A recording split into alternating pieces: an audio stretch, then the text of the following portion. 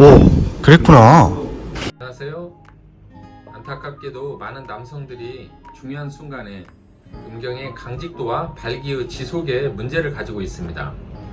비뇨기과 진료실에는 이런 문제를 안고 찾아오시는 분들이 아주 많습니다.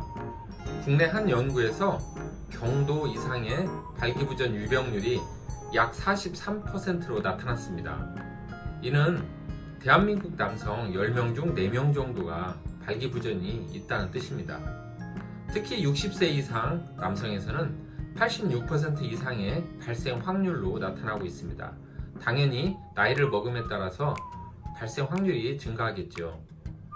음경의 단단함을 만드는 기능에 문제가 생기면, 즉 이 기계적인 장치에 문제가 있다면, 정말 그렇다면 그 남성에게는 큰 문제입니다. 먼저는 여성에게 충격을 주게 됩니다. 왜 그럴까요? 남성 기능에 문제가 있다고 여성이 느끼는 순간 그 여성은 여성 자신의 성적 매력이 없어서 그럴 것이라고 먼저 생각한다고 합니다. 먼저 남성은 솔직하게 자신의 문제라고 말해주어서 여성을 안심시키고 위로할 필요성도 있습니다. 그러면 이런 발기부전 현상은 왜 나타나는지 살펴봅시다. 한 가지 문제로 답변할 수 없는 여러 가지 원인이 있습니다. 그리고 그 발기부전의 종류에 대처하는 방법도 각각 다르기 때문에 잘 알아두시는 것이 좋습니다. 이런 문제의 원인은 다음과 같습니다. 첫째, 시민성 발기부전입니다.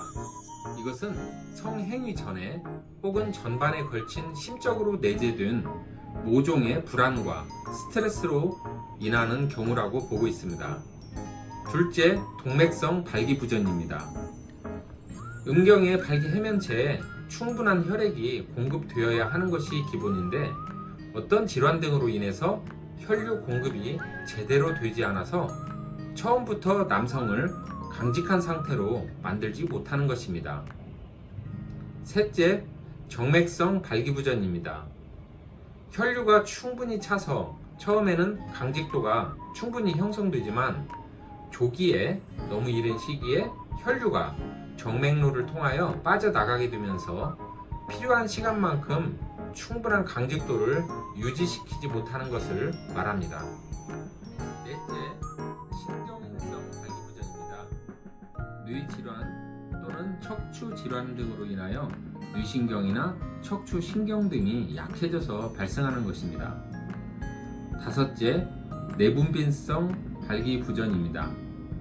고환의 기능이 약하여 발생하는 남성 호르몬 저하로 일어나는 경우가 흔합니다.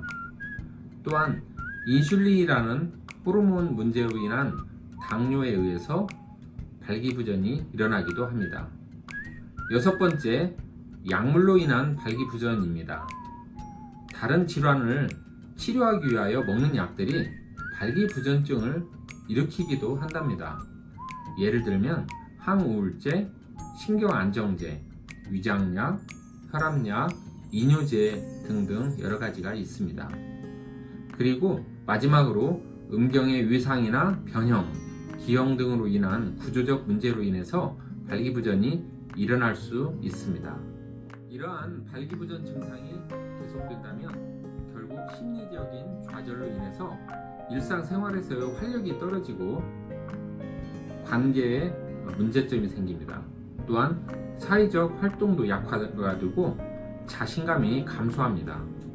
문제는 이러한 문제를 속 시원히 상담할 곳이 없다고 생각하는 것이 문제입니다. 그러나 주위를 살펴보면 비뇨기과, 요즘은 비뇨의학과라고 하는데요. 이런 곳이 병원이 많이 있습니다. 이러한 병원은 이러한 발기부전 문제에 관해서 허심탄회하게 상담을 받으실 수 있는 병원입니다. 어려워하지 마시고 용기를 내시기 바랍니다. 감사합니다.